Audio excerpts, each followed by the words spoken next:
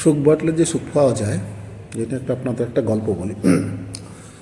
একদিন আমি ক্লাসে গিয়ে অনেকগুলো কলম নিয়ে ছাত্রদের সামনে বললাম, এই যে কলমগুলো, এগুলো কিন্তু প্রত্যেকটা তোমাদেরই, কারণ প্রত্যেকটার গায়ে কিন্তু নাম লেখা আছে। যাই হোক, সেই হিসাবে তাদের একটা জায়গায় জড়ো হতে বললাম। জড়ো হওয়ার পর তারা একটা জায়গায় দাঁড়ালো।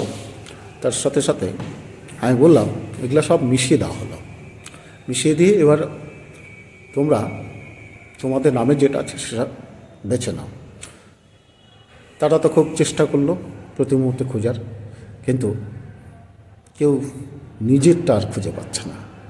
অর্থাৎ যেটা তার নামে সেটা কিন্তু খুঁজতে অনেক সময় লাগছে, কারণ অনেকগুলো আছে, অনেকগুলোর মধ্যে তো নিজেরটা নাম খুঁজে পাওয়াটা কঠিন। এটা একসাথে মিশিয়ে দেওয়ার ফলে খুব স্বাভাবিক। যাই হোক, যখন কিছুতেই পাচ্ছে না, এই করে অনেকটা সময় চলে গেল, তখন আমি বললাম যে এবার একটা কাজ করো, যার নামে, যার হাতে যেটা উঠছে সেটা তোমরা, যার নামটা উঠেছে তাকে দিয়ে দাও। তাহলে এইভাবে যদি করতে থাকো, তাহলে নিশ্চিতভাবে তোমাদের হাতে সবগুলো পেয়ে যাবে।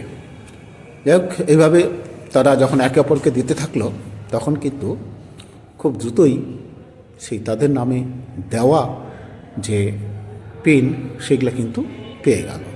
অর্থাৎ এই গল্প থেকে একটা জিনিস পরিষ্কার, অর্থাৎ সুখ বা যা কিছু যদি ভাগ করা যায়, অর্থাৎ শেয়ার করা যায়, তাহলে নিশ্চিতভাবে কিন্তু সেক্ষেত্রে সুখটাও আনন্দ পাওয়া যায়। আর শুধু মাত্র যদি আমি নিজের সুখ খুঁজি, তাহলে কিন্তু সেই সুখ পেতে অনেক কষ্ট হয়। কেননা অন্যের সাথে যদি সুখ ভাগ করা যায়, সেই সুখটা কিন্তু অটোমেটিক নিজের কাছেও ফিরে আসে।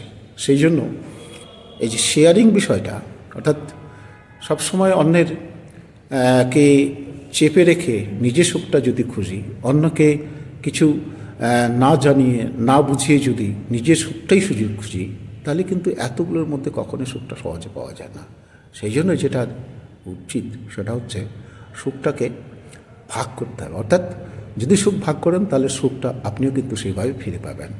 সেটাই একমাত্র যেখানে আমরা সুখ হয়তো পাওয়ার আশায় যেভাবে নিজের প্রয়োজনে দিনরাত একাকার করে চলতে থাকি, অর্থাৎ হয়তো পরিবারের সদস্য কাউকে পাত্তা দিলাম না, এরকমভাবে কিন্তু একদিন সুখ সবসময় কিন্তু সুখটা কিন্তু ভাগ করে নিতে পারলে সুখটা অনেকেই অংশে আনন্দটা অনেক বেশি পাওয়া যাবে।